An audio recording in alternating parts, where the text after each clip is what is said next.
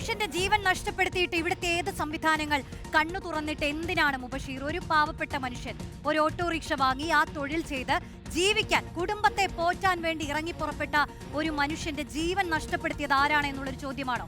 ഷൗക്കത്തിന്റെ ജീവിതത്തിൽ എന്താണ് സംഭവിച്ചത്?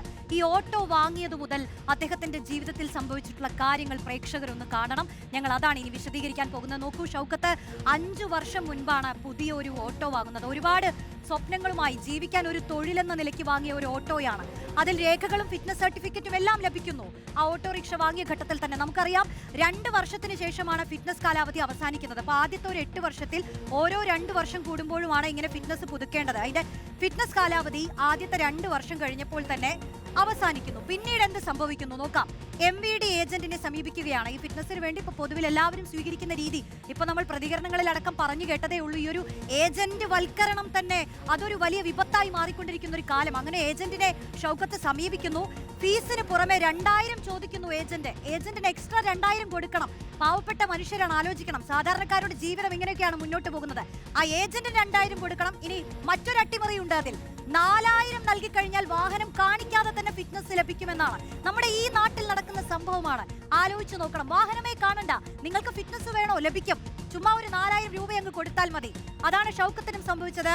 അതിൽ 2000 നൽകി ഫിറ്റ്നസ് നേടുന്നു. 2000 രൂപ അപ്പോഴും ആലോചിക്കണം, ഒരു ഫിറ്റ്നസിന് വേണ്ടി നിയമപരമായ കാര്യങ്ങൾക്കല്ലാതെ കൊടുക്കേണ്ടി വരുന്ന ഒരു തുകയാണ്.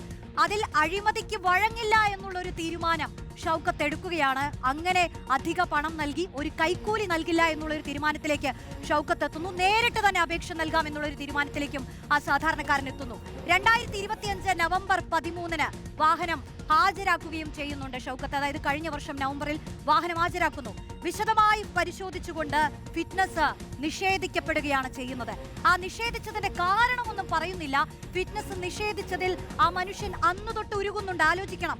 അതിൽ പറയുന്ന കാരണം പെയിന്റിൽ ചെറിയ ഡോട്ടുകൾ ചൂണ്ടിക്കാട്ടുകയാണ് അന്ന് ചെയ്തത്.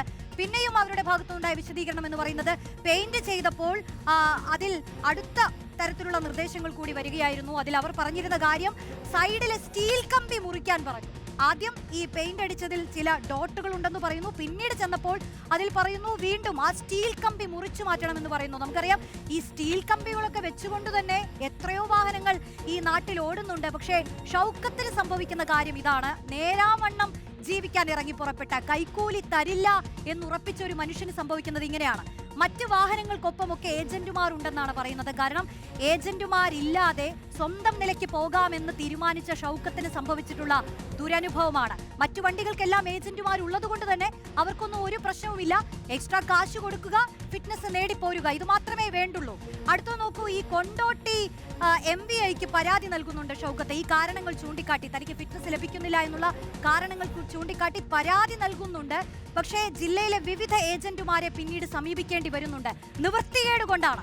അങ്ങനെ ഏജന്റുമാരെ സമീപിക്കേണ്ട എന്ന് തീരുമാനിച്ച ഒരാൾക്ക് വീണ്ടും ഏജന്റിന് അരികിലേക്ക് എത്തേണ്ടി വരുന്നത് നിവൃത്തികേട് കൊണ്ടാണ്. പക്ഷേ അവർ ഷൗക്കത്തിന്റെ കാര്യത്തിൽ ഇടപെടാൻ തയ്യാറാവുന്നില്ല. അവർ പറയുന്നത് ഇത്രകാലം ഒറ്റയ്ക്ക് മുന്നോട്ട് പോയില്ലേ, അതുകൊണ്ട് ഏജന്റുമാരാരും സഹകരിക്കാത്തൊരു സാഹചര്യമാണ് ഷൗക്കത്ത് പിന്നീട് നേരിടുന്നത്. തങ്ങൾ വരില്ല എന്ന് ഏജന്റുമാർ പറയുകയാണ്. MVD ഓഫീസിൽ നിരവധി തവണ എത്തുന്നുണ്ട് ഷൗക്കത്ത്.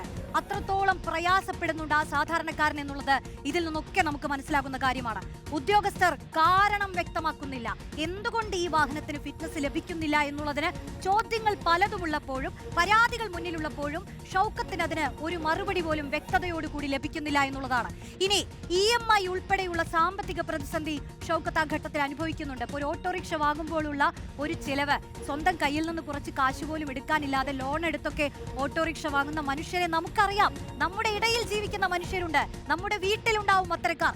ഷൗക്കത്തിനെ പോലുള്ളവരെ നമ്മൾ ഈ നാട്ടിൽ നിരവധി നമ്മൾ കണ്ടിട്ടുണ്ട്. പക്ഷേ ഇത്തരക്കാർക്ക് നേരിടേണ്ടി വരുന്ന ഒരു അവസ്ഥയുണ്ടല്ലോ. അവർ നേരിടേണ്ടി വരുന്ന സാമ്പത്തിക പ്രതിസന്ധി, EMI അടയ്ക്കാൻ കഴിയാതെയുള്ള വലിയ ബുദ്ധിമുട്ടുകളിലേക്ക് ഈ പറഞ്ഞതുപോലെ ഷൗക്കത്ത് എത്തുന്നുണ്ട്. പക്ഷേ ഏറ്റവും ഒടുക്കമാണ് ആ മനുഷ്യൻ ഇത്തരത്തിൽ ഓരോ ഉദ്യോഗസ്ഥരുടെയും അവരുടെ മുന്നിൽ പോയി പരാതി പറഞ്ഞും അപേക്ഷിച്ചിട്ടും ഫിറ്റ്നസ് ലഭിക്കാതെ ഒടുക്കം ജീവൻ അവസാനിപ്പിക്കാം എന്നുള്ളൊരു തീരുമാനത്തിലേക്ക് എത്തുന്നത്. ഇതിന് ഉത്തരം പറയേണ്ടത് ഇവിടുത്തെ സംവിധാനങ്ങളാണ്. എല്ലാം സംഭവിച്ചു കഴിഞ്ഞ് മനുഷ്യന്റെ ജീവനം നഷ്ടപ്പെട്ട് കഴിഞ്ഞ് കണ്ണു തുറന്നിട്ട് പിന്നെ എന്തിനാണെന്ന് വീണ്ടും നമ്മൾ ആവർത്തിക്കുകയാണ്.